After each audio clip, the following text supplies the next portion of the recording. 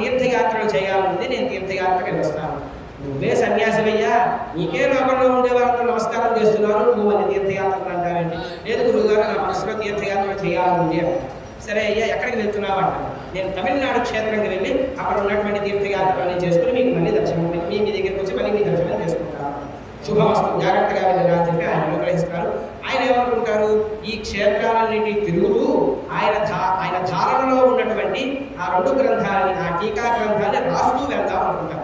ఇలాగా ఎక్కడాగినా సరే ఆయన ధారణలో ఉన్నటువంటి ఆ బ్రహ్మసూత్రానికి టీకా రాస్తూ ఆయన అన్ని దర్శనాలు చేసుకుంటూ రామేశ్వరం, ఈ కుంభకోణం, బృహదీశ్వరాలు ఇవన్నీ దర్శించుకుంటూ ముందుకు వెళ్తూ ఉంటారు. అలా వెళ్తూ ఉండగా పద్మపాదుల వారి స్వగృహం తమిళనాడులోనే ఉంది. కాబట్టి ఆయన అక్కడ వాళ్ళ పూర్వ బంధువులందరూ ఉంటారు, వారు మేనమావ, వాళ్ళందరూ అక్కడే ఉంటారు. అలాగే ఇక్కడికి వచ్చాం కదా, మా మేనమావను కూడా కలుద్దామని చెప్పి మేనమావ గారి దగ్గరికి వెళ్తారు.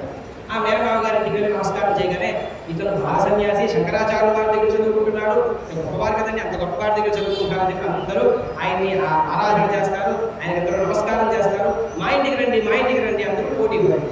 అలాగా మేనమావ ఇదంతా చూస్తారు. ఓ నా మేనడు చాలా గొప్పవాడైపోయాడు అని ఆయన మురిసిపోతూ ఉంటారు. ఒకరోజు మేనమావ గారు ఆయన్ని భిక్షని పిలుస్తారు.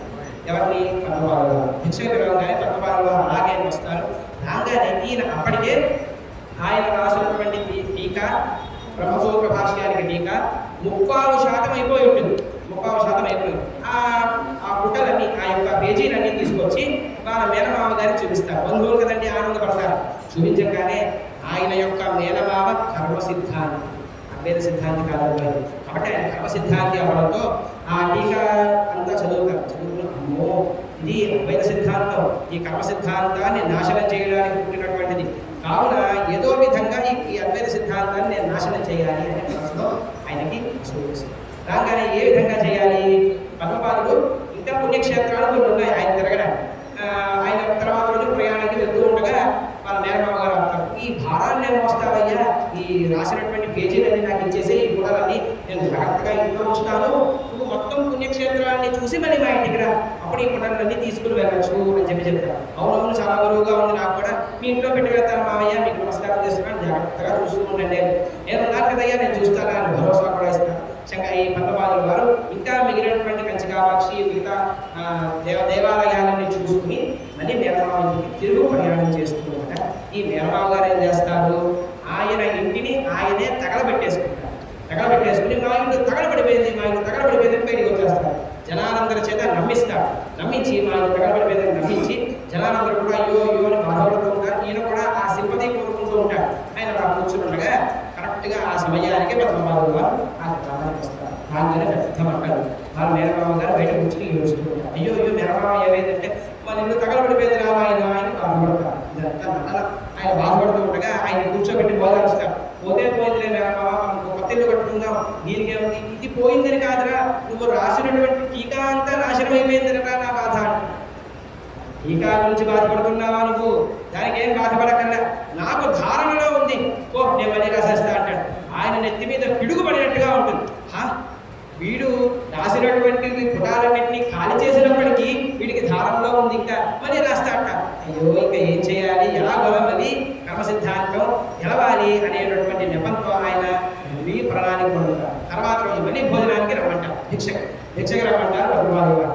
ఈసారి ఏం చేస్తారంట, ఆయన చేసేటటువంటి భిక్షలో మత్తు పదార్థాలన్నీ కలిపిస్తారు. కలిపేసి ఆయనకి భోజనాలు భిక్ష చేస్తారు. అప్పటికీ కల్లా కపటం ఎదుగునటువంటి వారు శంకరాచార్య వారు శిష్యులు కదండి, సాత్విక మనస్కులు కదా, ఆయన పెట్టినటువంటి భోజనాలంతా ఆరగిస్తారు.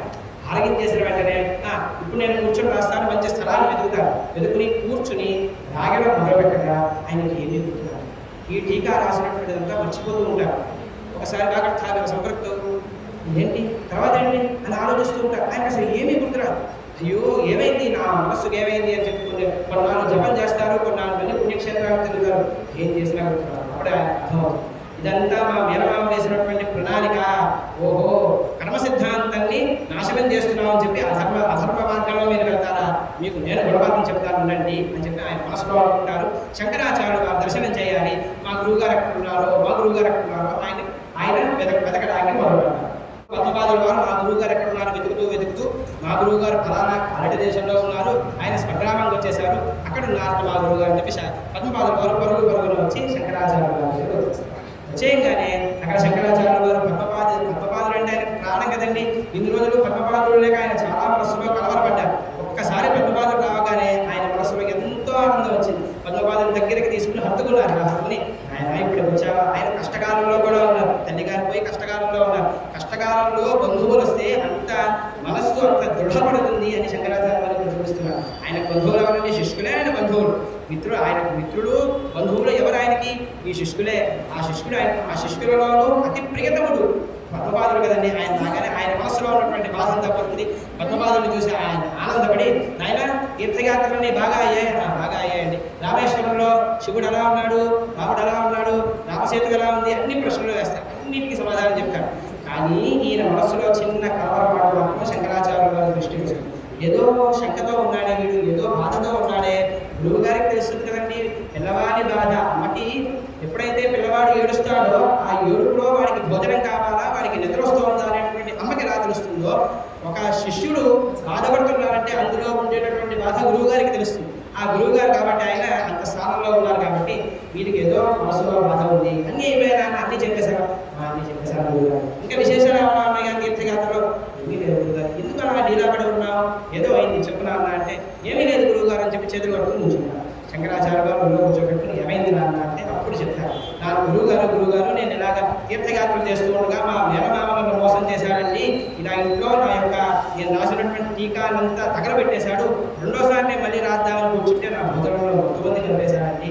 ఎంత ఎంత అనర్థం జరిగిపోయిందండి అని ఆయన బాధపడతాడు. ఓ ఇంత దానికి బాధపడుతున్నావా? నువ్వు తీర్థయాత్ర వెళ్ళే ముందు నాకంతా అప్పచెప్పావు, నీకు గుర్తుందో లేదో? అప్పచెప్పాను. నేను చెప్తాను కూర్చో, మళ్ళీ దానికేంద్ర పోతే నేను చెప్తాను ఇప్పుడు కూర్చో అని చెప్పి పద్మపాదుల వారిని కూర్చోబెట్టి ఆయన ఇంతకుముందు రాసినటువంటి టీకాలంతా కూడా ఏకధారగా టక టక టక టక చెప్పేస్తారు. పద్మపాదుల వారు మళ్ళీ టీకా రాసేస్తారు.